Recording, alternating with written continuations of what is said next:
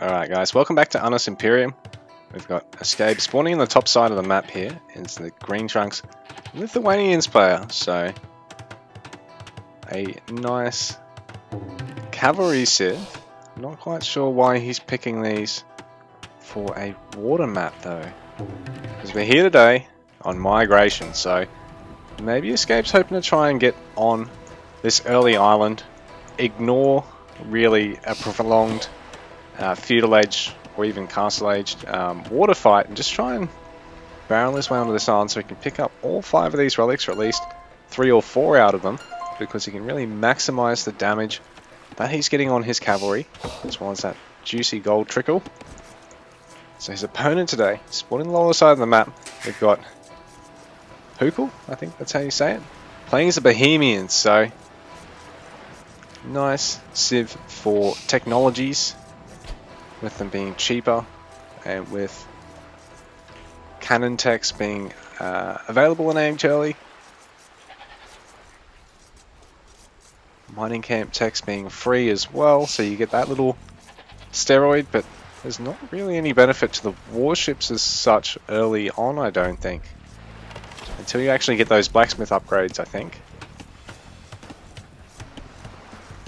On top of that, the villages are going to end up quite tanky for the Bohemians, potentially, because if you get your monked techs, they will actually further in sanctity. You're going to get the boost to the movement speed of the villagers, which is good for your eco and for keeping them safe and for forward building.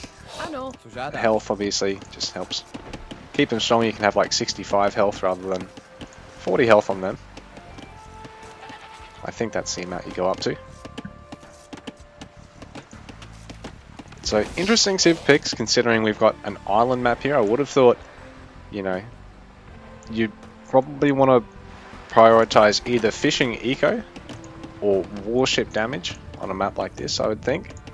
Like civs like Saracens would be really strong.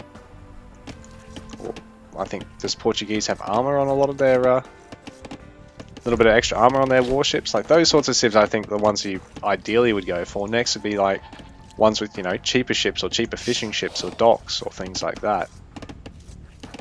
I would think would be the way to go on this map. But in saying that, our players might be able to make use of the fact that eventually we will be going into the late game, and so Bohemians might be making use of their cannon technologies to try and siege the enemy, while our Lithuanian player, you know, if they can maintain possession of the majority of this island, then they really can take advantage of their relic benefits. On top of that, Lithuanians have quite nice trash as well, so do these buggers even have a downside? You've got stronger spearmen and skirmishers, they're faster, and in the late game they're going to be more armoured. Like, man. And winged hussar, your trash hussars, even better than a regular civs, so there's not really a downside at all to playing Lithuanians, even if you don't manage to get on the relics. On a land map anyway, just on the water, I don't know, there's just not really any benefit that they receive at all. Like Whocl, I guess his blacksmith techs are going to come into account, like he'll be able to get that first blacksmith really cheaply, potentially go for a second. And yeah, some of his uni techs he'll be able to take an age early as well. So I think they might benefit, or they might mean he gets access to, yeah, if he gets chemistry and hand cannon, he'll be able to make them. He just won't get bombard cannons till age 4. I don't think people really build a lot of them in supremacy tournaments. Are you even allowed to? Or are bombards OP? Because I know bombard cannons are banned in high level death, like in tournament deathmatch, bombard cannons are banned, so I think that might also apply to supremacy, but I'm not so sure. Just about everything else is fine. Ban castles. Put the unique unit at the production facility that they'd be designed for and just ban castles, bro. Actually, you got an idea there.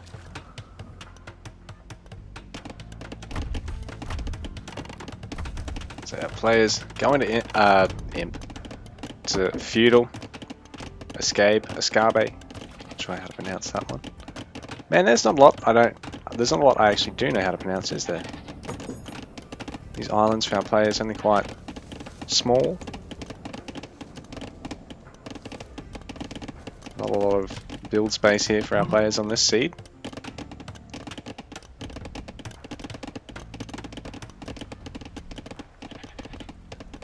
Our players will be looking to get multiple docks here because they'll want to throw out some warships. So Eskabe going to be slightly faster on warship production, fitting out 3 at once here. Quite scary stuff. Oh, Whocl. Gonna just start getting on the warships in about 10 seconds.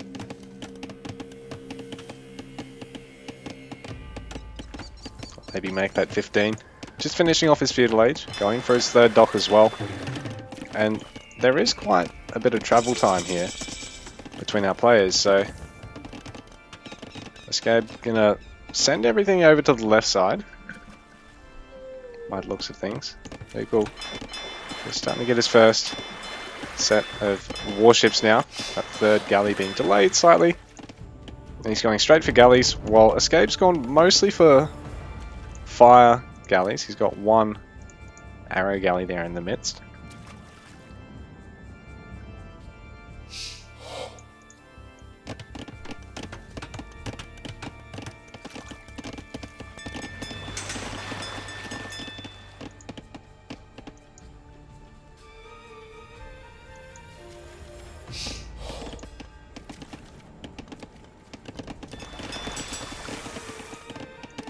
So here in Unus Imperium, our players actually have to pick these civs. Oh, that's right.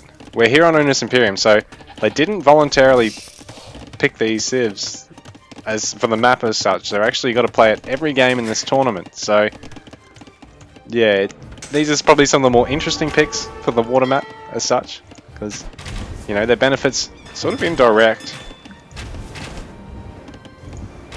And I think, you know, the Lithuanians player in particular will be eager to get back to playing on non-water maps, because they are a freaking good civilization for land-only maps, like unreal. I wouldn't call them OP because I'm sort of not really the level of player to be able to make such statements, but damn, they just seem super versatile, man.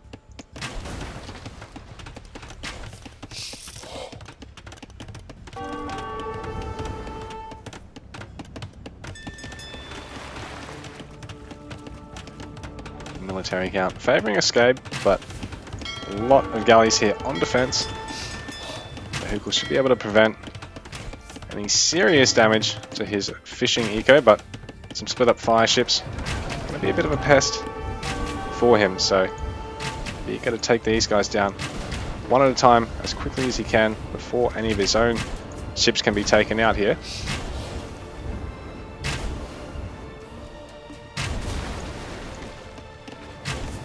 Whocl. A little bit of gathering's been denied here by Eskabe, but I don't think Eskabe's really managed to get a lot of value in terms of kills out of this. He's now starting to get some more of the galleys though, and shipping more and more of the fire ships around. Fire galleys, I should say. They get their ship upgrade, gives them a little bit more damage and health when they get to Castle Age. Our players probably about 5 to 10 villages off that at the moment. They'll be eager to try and squeeze in Castle Age their opponent. Whocl, I'm going to try and get another dock and keep these fishing ships moving as much as he can, but they're just going to run into an increasing amount of fire ships. He's just banking up demo ship and a bunch of galleys. It's a bit dangerous for Whocl chasing 2 full health fire ships with his 3 galleys, because 2 of those are going to fall really, really, really quickly.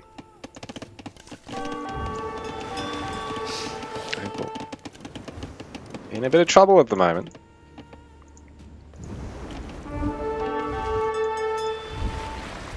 Water eco.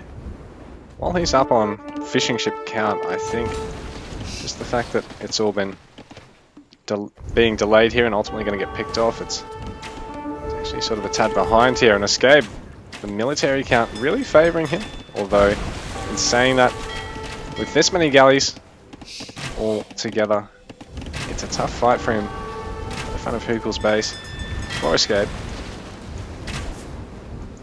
More demo ships coming in as well. One of them going to finish off that fire galley.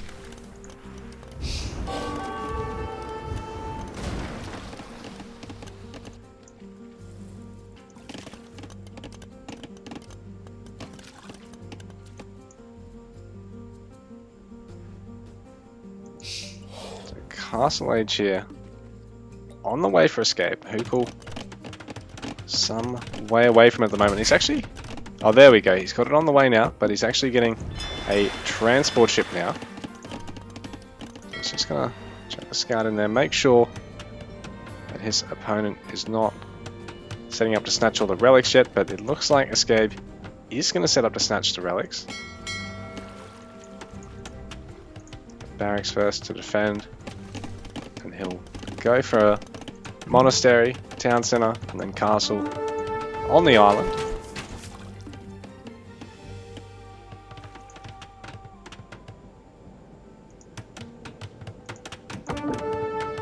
Having to get a little bit of wood before he can actually start committing to structures over here. He's had to try and pump out a navy, even though he's taken a couple of losses more than Eskabe, but now he's got that nice mass of the galleys, but fire ship kicking in while we're still in feudal here for Whocl, so he really can't take fights against the fire ships until he actually gets the war galley upgrade.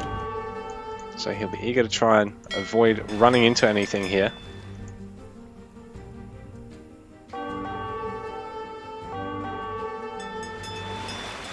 Yeah, so he's backing out there. Just waiting for that castle so he can get war galley, get a couple more ships, maybe even get fire ship himself. Or stables. GG. So Whocl actually tapping out there because it looks like Eskabe is going to be able to start pushing him off the island. And yeah, with Lithuanians being able to maintain control of the gold, it'd be too tough for Whocl to get out of this. And on top of that, probably going to lose a dock, if not two, before he finishes that war galley upgrade. Doesn't quite have the mass here to prevent a bit of an onslaught. There's not really anything over this side now, is there? Bit of an onslaught from the incoming fire ships. And so GG, Eskabe takes the game.